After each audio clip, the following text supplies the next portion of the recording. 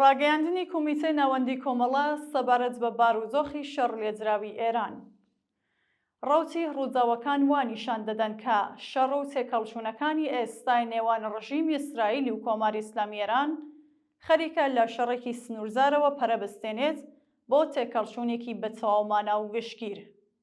ڕوودانی ئەم کارەساتە وێڕای لە ناوبردنی بربڵاوی ژێرخانە گرنگەکانی وڵات کە بۆ ژیانی ڕۆژانەی خەڵک زۆر گرنگن دەبێتە هۆی کوژرانی بربڵاوی خەڵکی مەدەنی و قەیرانێکی مرۆیی لە ئاستێکی بێوێنە لە مێژووی هاوچەرخدا دەخولقێنێت. دژایەتی ئێمە لەگەڵ ئەم شەڕە ئەولاتر لە دەربڕینی هەڵوێستێکی ئەخلاقی هەوڵێکی ئاگایانەیە بۆ ڕێگریکردن لە ناوچوونی ژیانی ملیۆنان مرۆڤ و بوونی ئێران بە وڵاتێکی دواکەوتوو لەباری ئابووری و تەکنەلۆژیەوە. دژایەتی ئێمە لەگەڵ شەڕی نێوان دوو دەوڵەتیایانی تەنیا هەڵوێستێکی پرەنسیڤی و ئەخلاقی نییە، بەڵکو بەشێکە لە هەوڵێکی وشیارانە و هەنگاوێکی کردداری بۆ پێشگرتن لە کارەساتێکی کە دەتوانێت مەترسی لەسەر ژیانی ملیۆنان ئینسان دروست بکات و ئێران کاتە یەکێک لە دواکەوتووترین وڵاتانی جیهان لە ڕووی ئابووری و تەکنەلۆژیەوە. سەرەڕای ئەوەش دەزانین کە بەردەوامی و پەرەسەندنی ئەم شەڕە بە پێچەوانێ ویستی ئێمە لەوانەیە ببێتە واقعێک. لەم ڕووەوە وێڕای دەربڕینی ڕاشکاوانەی دژایەتی لەگەڵ شەڕێکی لەو چەشنە پێویستە خۆمان بۆ کاریگەریە سیاسی و کۆمەڵایەتیەکانی ئامادە بکەین. بۆ حاڵەشەوە سەرەڕای ویستی شەڕخوازانەی هەردوو ڕژێم پەرەسەندنی شەڕ و پێکدەدانەکە دوور لە چاوەڕوانی نییە. لەم بارودۆخەدا تاکە ڕێگای کاریگەر بۆ وەستاندنی شەڕ بڕیتیە لە ئاخێزێکی ڕێکخرا و سەرتاسەری کۆمەڵانی خەڵکی ئێران.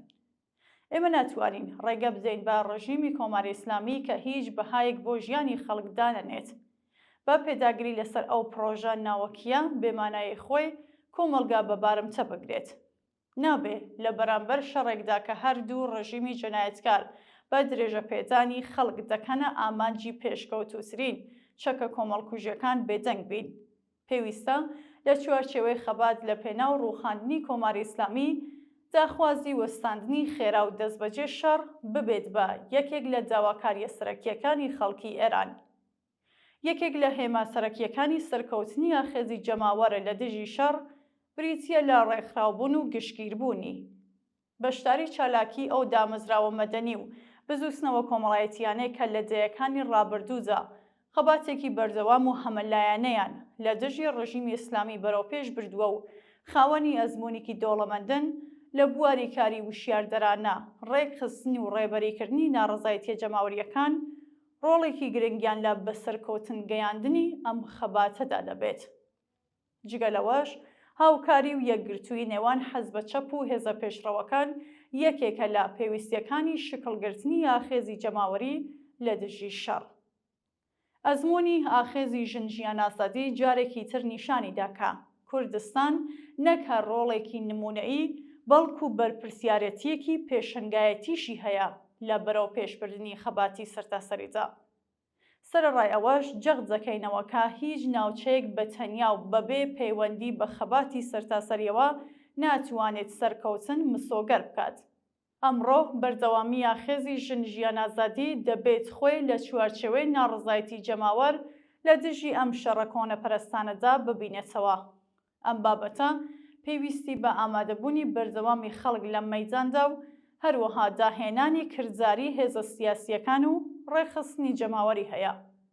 لەم ڕێگە هەستیارەدا کۆمەڵە داوا لە سەرجەم هێزە سیاسیە چالاکەکانی کوردستان دەکات کە بە خێرایی و بەبێ بە فیرۆزانی کات بەمبەستی گفتوگۆ ئاڵوگۆڕی ڕاوبۆچوون و شرۆڤەی سێناریۆ ئەگەریەکانی جەهاتوو لە زۆری یەک کۆ ببنەوە.